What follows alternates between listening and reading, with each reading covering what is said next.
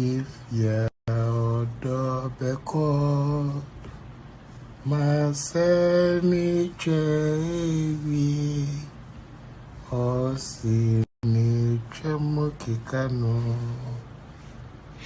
wa behu koti. Hey, Shatta Wale pan sabi yenu junior US wanyan baby ko. Etimu kambom etim bo Efia Odo gala. Ha, na Efia Odo sana out here. What am a junior US? I wanyan baby ko ene Shatta Wale. Etima kambom abo gala mu odene. Abuso dini AdwenepaheneTv aka Enkrata Mukin Kon aka Fofole aka Bema Yefa na yerenim enye form aka Mtwana Omote Mr. No Pressure. Abuso Shatta Wale say Ghana nyina oba wo fopa Efia Odo. Shatta Wale say Ghana, the whole Ghana, or Bawa for Pie Field because Shatta Wale eti me country say Jakapia airful. Shatta Wale ti me country and Mama Brown airful. Shatta Wale ti me country say top and maybe of other to be used to say a few on airful. I was a BB and no country ten as a for a few or done Shatta Wale a tro shares more. Shatta Wale catch a few does a few order. So I come on one to more. Say dog and boy in the home video in Yamaba. Shatta Wale say a few orders one ya. Never me ne wayen kwanotum na Efia Odo so party say friendship be ba oni Shatta Wale ntem no wonu no ho friendship be ba oni Shatta Wale ntem no wonu no ho adentia enam Shatta Wale so na Efia Odo to free America e betena Ghana opekoti kase adi enam Shatta Wale so na Efia Odo etam no pam from America to Ghana because onim say Shatta Wale eno junior US wajen ba bi koyi abebon gala wa America e hotel bia ye de ne din ese kakra na we ni nyina chino junior US nyan baby koye no na Efia Odo san tata Shatta Wale na Shatta Wale say ne bre come back to me because one gas na oye nketwa de wo de Ghana ni nyina chino nya hwe bra na Efia Odo beduru Ghana na Shatta Wale pan china pan no more yes snap no more fi o ma no Shatta Wale timika tell Efia Odo say hey na me di wie ye what in say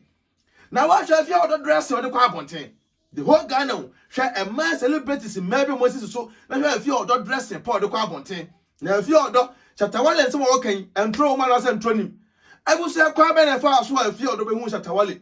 na Efia Odo enim Shatta Wale o ba bia enam junior USC a wadan ba bi koyi ena ma na ono so Efia Odo ne Shatta Wale e benya contact adentia junior US na all pair Efia Odo munteni pa junior US na wo pair Efia Odo a wo pair ne man ne pin yo wo pair ne man ne press Shatta Wale e kwa America so time those days way back I'm some going music video. I'm so shows us on Bobo. And I went a junior US. I did Efia Odo, I got Shatta Wale. Now we drew on us Shatta Wale so who the real Efia Odo. I na wem, I were on one, no catch a junior US Jack. Where they me taste, then I do them a man for hotel here. Now when the junior US okay, Jack, wakamate, and a happy pa. Shatta Wale, I did Efia Odo, I said one corner. Now dear ya pastor said, say what see about pen or ban up. Now ban any subaintino. Obani ko hu celebrate ya obani twewabo ama celebrate ni ebedine wo wanim dia we na omada anajo adwuma ekoso suhum sawam Efia Odo kekam jeje hu no asole atena so eni asentokwa we na junior US se de wontiase odi America se vroom ebo wura dem wo owura wana Shatta Wale hu se Ghana so de eni America ne sa ala ne de wono odum light na awu no hwe odum light na afre junior US Shatta we da Shatta bodo gia na Shatta twe ne ho what channel one junior US so di wura say vru hey abusia omo wa na afi de light no e ba automatic afi de Shatta Wale na gina wa na be ma gina so ya anonsuo so ne a junior US so gina kire ball say po me say ha afi de abusia we ni nyina kire no omo ye nsa so ma bronsa na omo have fun na we de Efia Odo ko pa junior US a chaw say we de SCB omo ye do mu ntwa so na o pa Shatta so achaw na we nyina case close we na junior US free mu no Shatta Wale be nsam to Efia Odo na okra say junior US wase wo pe ama wa pene a wo ne junior US ne hyehye wo e na wo sa be jeja ho ma me we wo no de na se wo di sika achi sa de a wo de wo no sabi we betum do ai game ai ditna America na sabi ye wie sika no a wo Efia Odo de ho akọ no akọ sika no bi na wo da send there na sentem bia no ya pick move wo na du be sia no se na heja for real ensensem abaya omudni kokosi anu ene nyina gina so Efia Odo so dwane kotena Ghana no krapa na meka kiro no Efia Odo dwane ye ne Efia Odo na ma no roro no ho obi a wo so ya American citizen de obetena my Ghana na roro ho se ya na we anya kunu a wo so na bi oti na kura ase anana na bi ote baabi e na ayew ana wa bi ote ne baabi na ayew ade nta wunya kunu hwe dress ade nam e na wuro ho na ne kona kokko e pono preko na mo ani ho say yes wo ye pono ni ba esi a wunya pono ni ba mpoi na hwe de Shatta Wale ede yew Shatta Wale so de odi wo beka Shatta Wale waka to abonte se wo Efia Odo wo fo waka because Shatta Wale ti wo ka se jakapia se jakapia fo ade ntia jaki enye ja no sa jakapia onye ja no emfa nkoma Shatta Wale nyese be Shatta Wale onye obi a o Shatta Wale ye obi but oba de wo siso a no watimi ahwo ho so ye endi e kan say hype achi emakote bia nkodi wo keke o ebi na Efia Odo ne nam ho a o keka kansam se wanu ho se wo Shatta Wale benya ayonkofa wanu ho na Shatta Wale so say oba me junior US ene nam ono so ena de hu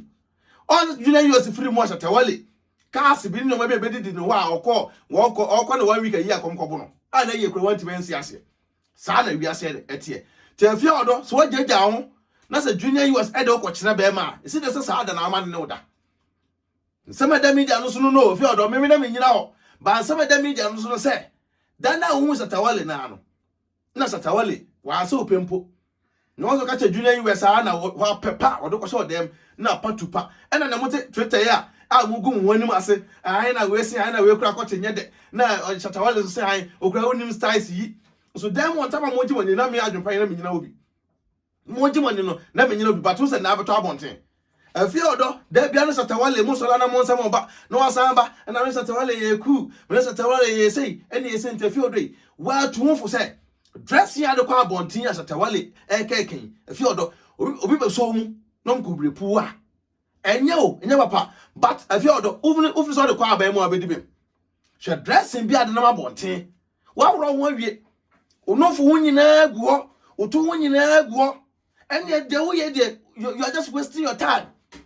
who waste your time sa chance when you come to akwa yepunu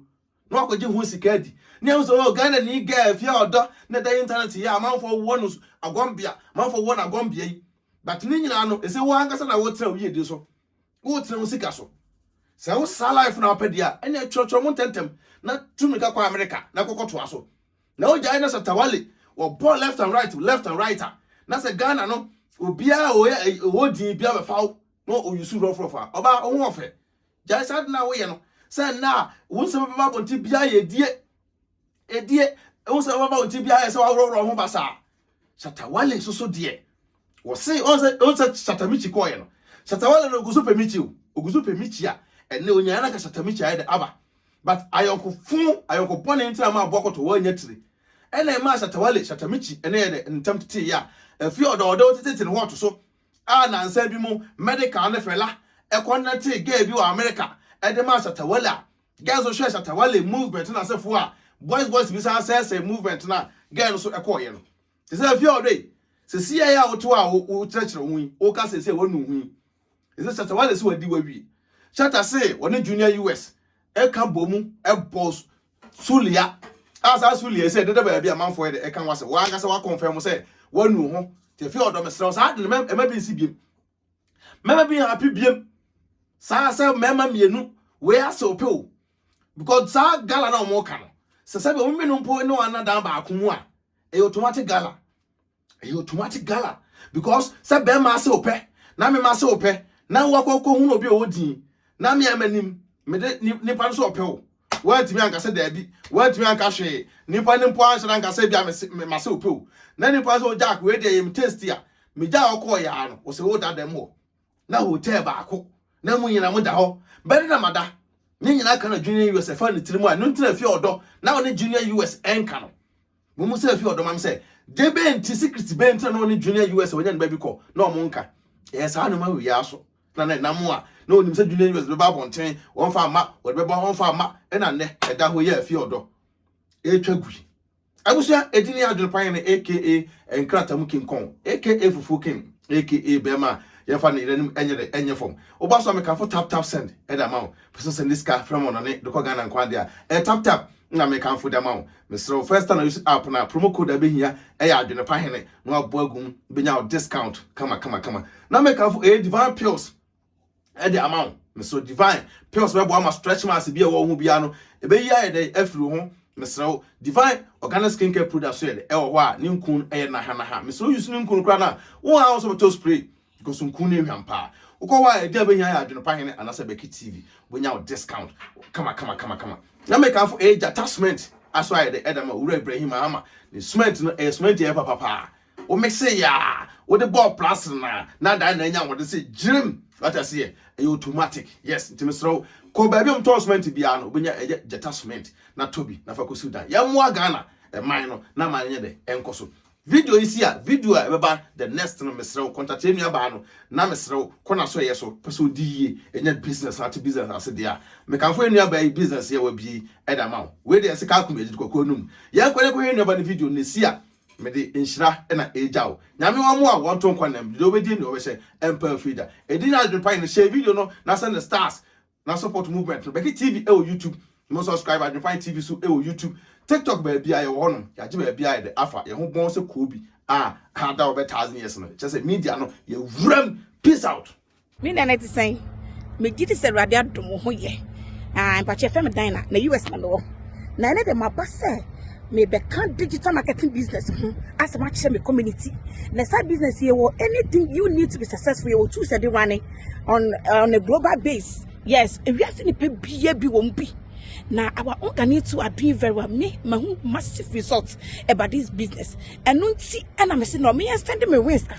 Now me no more. I will change. How am I willing somebody be to change their situation? This business can help them as it has changed my life. Anything, reach out to me on my phone. I'm gonna me link in soon and I'll give you the rest of the information. Means because I be what say. Now professionally, me a nurse, and this is all that I do. Me will fear extra me yesterday more full time. Obi room my mentor and a coach. Me a coach and that's a mentor womb and see when the problem cry me wow and at the end of the year no on be mao 10 months now the file with tax. I said their cost recently I went to New York for recognition and this is the pictures that I'm showing you and to me reach out to me because I came here to introduce this to you. Don't let this opportunity pass by you because if I did 2 years ago in Kenya and to reach out to me, I'll talk to you soon. Bye.